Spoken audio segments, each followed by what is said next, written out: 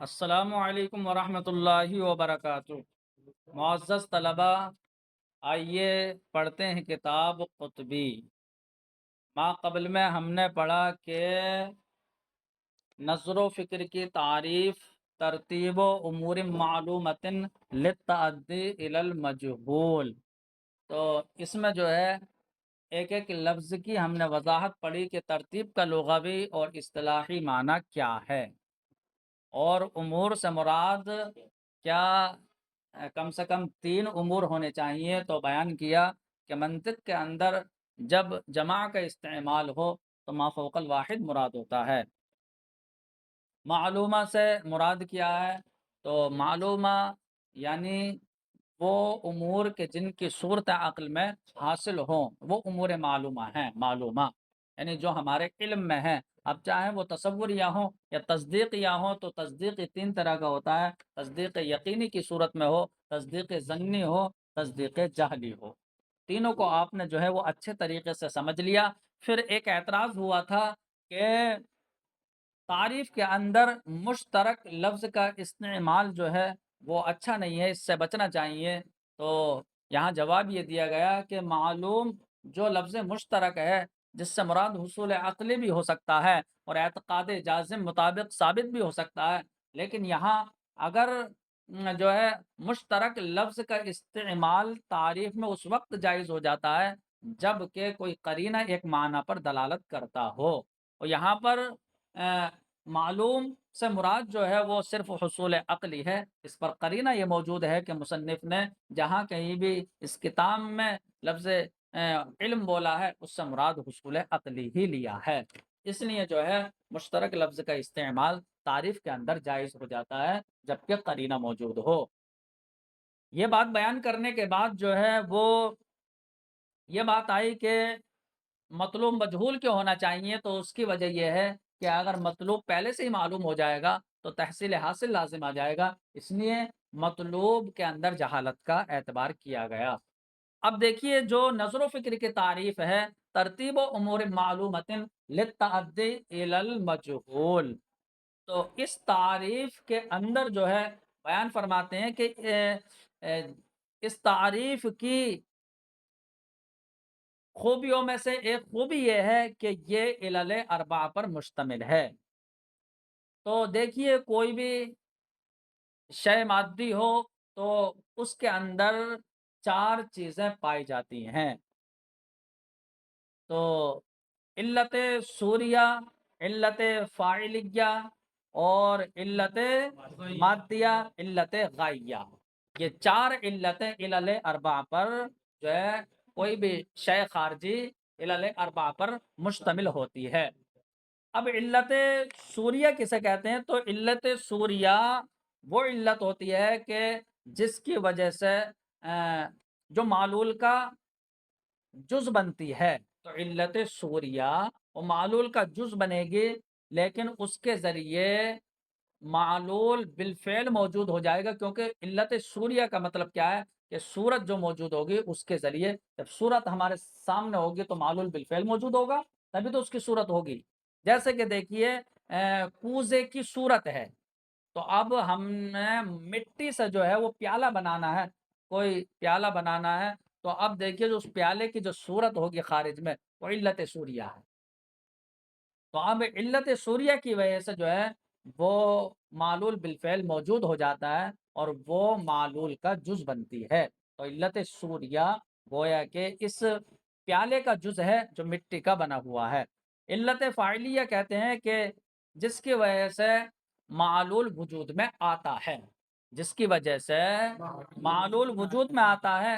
جیسا کہ دیکھیے اس پیالے کو بنانے والا جو شخص ہوگا تو وہ علت فاعلیہ ہے، کیونکہ اس کے ذریعے ہی جو ہے وہ پیالہ وجود میں آیا ہے۔ اور علت مادیہ وہ ہوتی ہے جو معلول کا جز تو بنتی ہے علت مادیہ، لیکن اس کے ذریعے معلول بالفعل وجود میں نہیں آتا ہے، علت مادیہ۔ جیسا کہ مٹی ہے، تو دیکھیے مٹی علت مادیہ ہے، ابھی مٹی مٹی موجود ہے، تو کیا اس کی وجہ سے معلول وجود میں آ گیا بالفعل؟ تو بالفعل معلول کا موجود ہونا یہ ضروری نہیں ہے۔ تو معلول کا جز تو ہے، البتہ اس کی وجہ سے معلول بالفعل موجود نہیں ہوتا ہے، جیسے علت سوریہ کی وجہ سے بالفعل موجود ہوتا ہے۔ تو مٹی جو ہے یہ علت مادیہ کے درجے میں ہے۔ اب غرض و غائب کیا ہے؟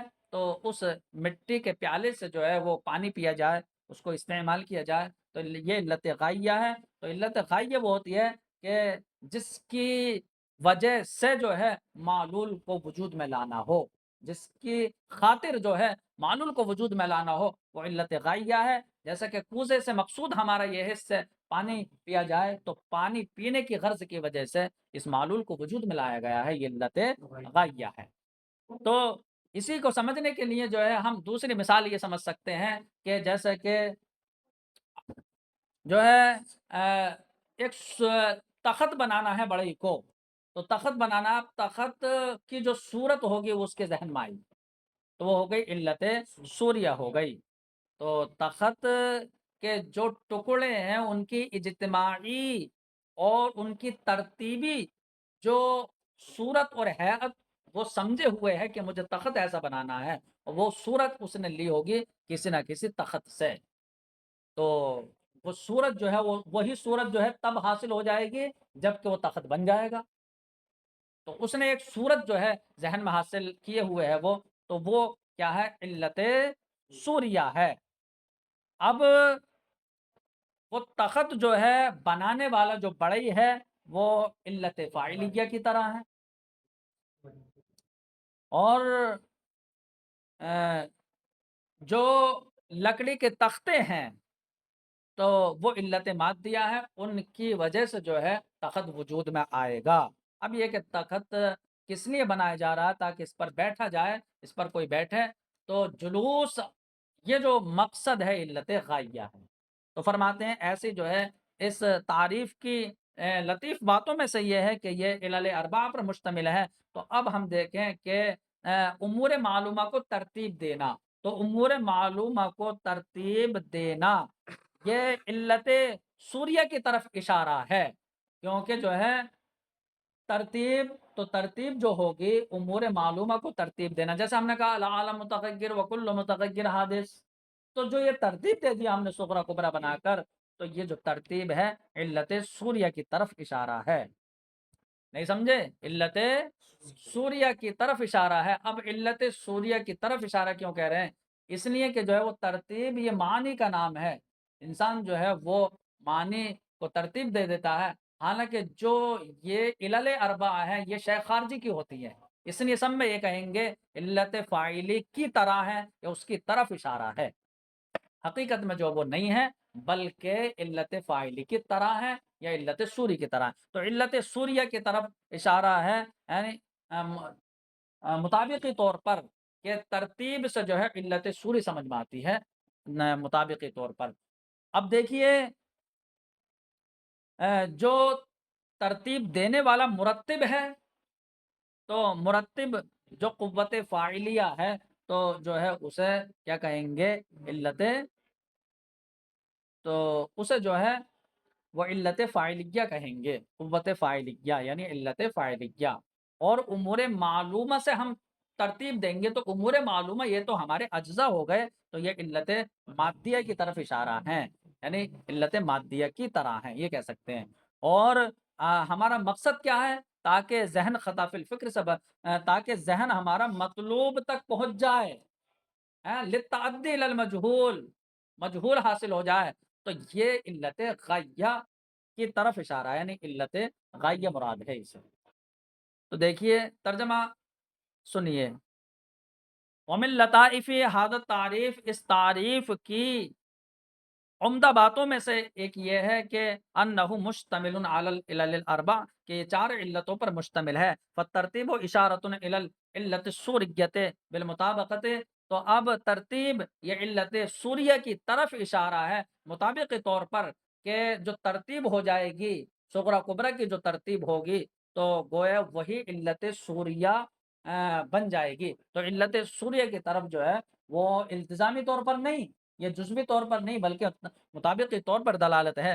فإن صورة الفکر هي الهيئة الاجتماعية الحاصلة للتصورات والتصدیقات، تو فرماتے ہیں کہ اس لیے کہ نظر و فکر کی وہ صورت کہ جو حیات اجتماعی ہے، اجتماعی جو حیات بنی ہے، تو فکر کی صورت کہ جو حیات اجتماعیہ ہے اور جو تصورات و تصدیقات کے لیے حاصل ہوئی ہے، تو تصورات و تصدیقات کو حاصل ہونے والی اجتماعی حیات، تو اس کو جو ہے کیا کہیں گے، یہ علت سوریہ ہے۔ جیسے کہ ہم نے دلیل بنائی العالم متغیر وکل متغیر حادث، یہ تصورات کی جو ہے ہم لیں کہ حیوان ناطق کو ہم نے جو ہے ایک صورت دے دی، تو یہ اجتماعی حیات و صورت کیا ہے، یہ علت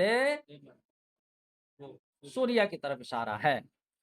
جیسے خارجی مثال سے سمجھتے ہیں، کل ہیئت الحاصلۃ لاجزاء السریر فی اجتماعیہا و ترتیبہا، جیسے کہ تخت کے اجزاء کو حاصل ہونے والی حیات و صورت اس کی اجتماعی اور ترتیبی کیفیت کے ساتھ، تو تخت کے اجزاء یہ جمع ہو جائیں گے اور ترتیب کے ساتھ ہو جائیں گے کہ جو صورت حاصل ہوگی تو وہ کیا ہے، علت سوریہ ہے۔ تو دیکھیے خارجی شے کے لیے ہی علل اربع ہیں، اور جو خارجی شے نہ ہو اس کے لیے یہی کہیں گے کہ یہ اس کی طرف اشارہ ہے۔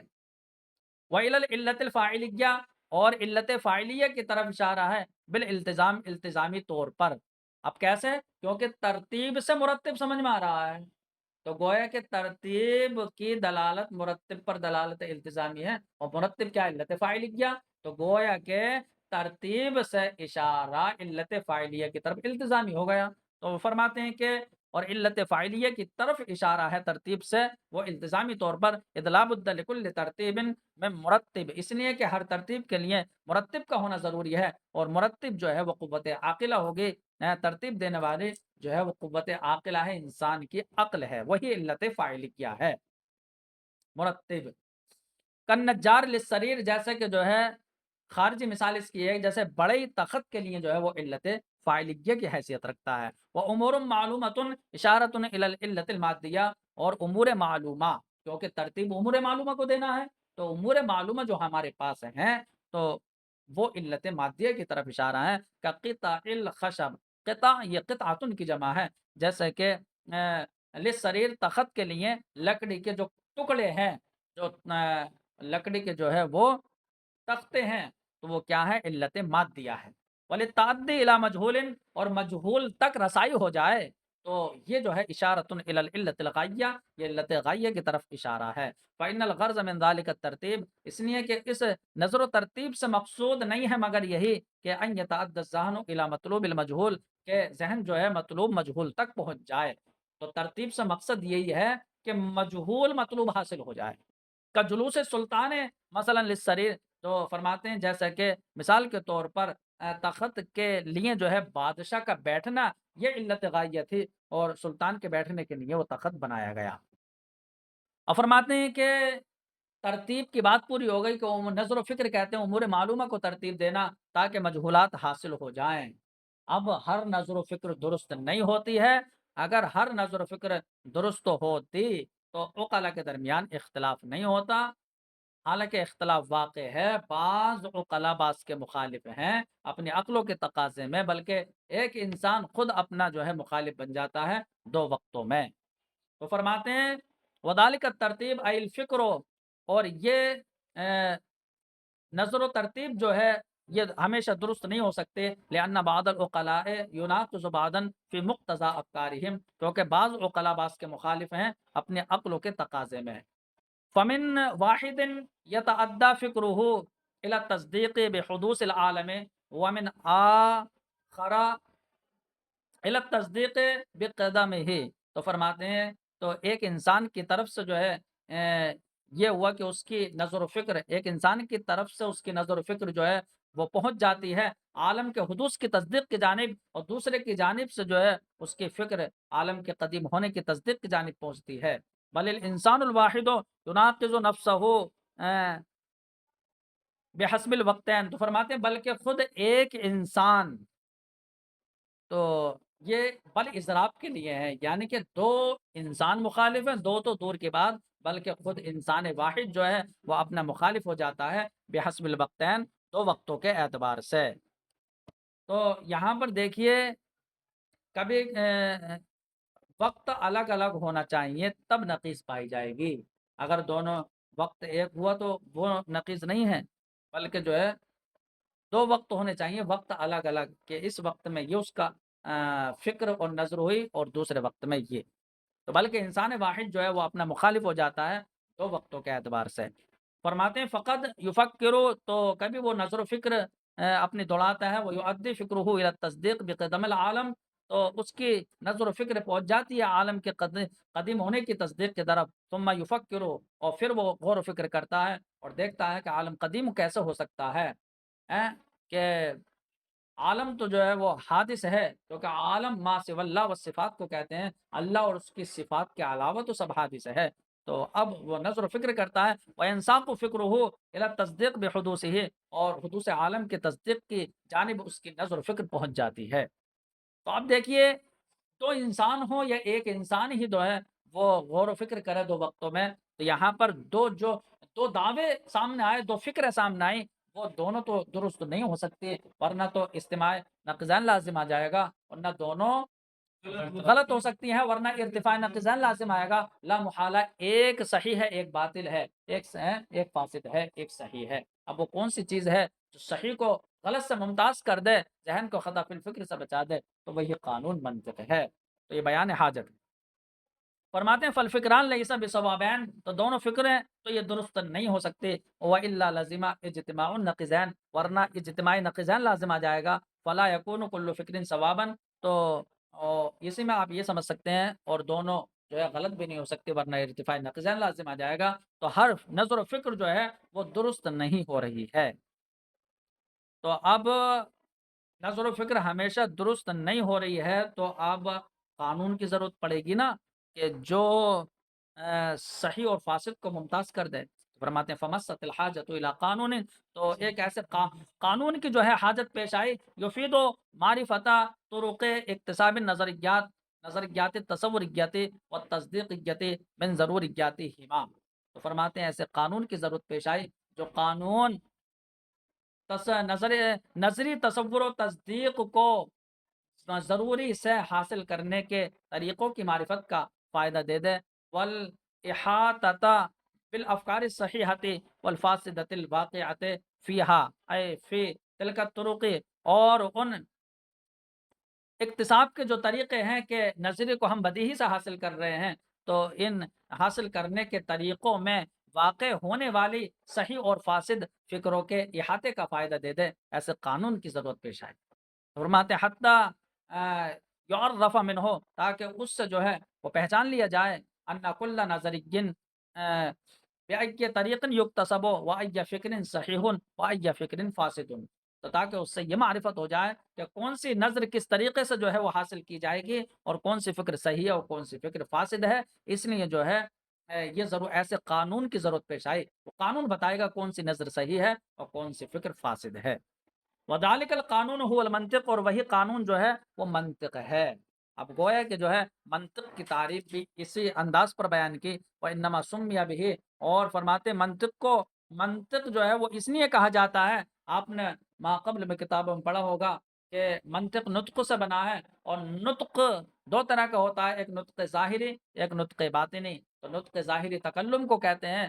تو منطق یہ نطق ظاہری یعنی تکلم میں بھی تقویت بخشتا ہے، اور نطق باطنی جو کلیات کا ادراک کرنا ہے اس میں بھی یہ تقویت پہنچاتا ہے.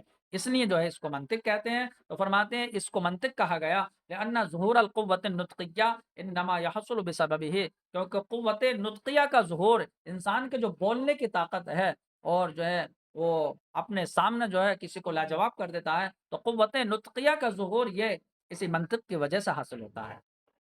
اب منطق کی تعریف بالرسم یہ بیان فرمائیں گے. تو اب منطق کی تعریف بالرسم کیا ہو گئی؟ بأنہ آلۃ قانونیۃ تعصم مراعاتها الذہن عن الخطأ فی الفکر.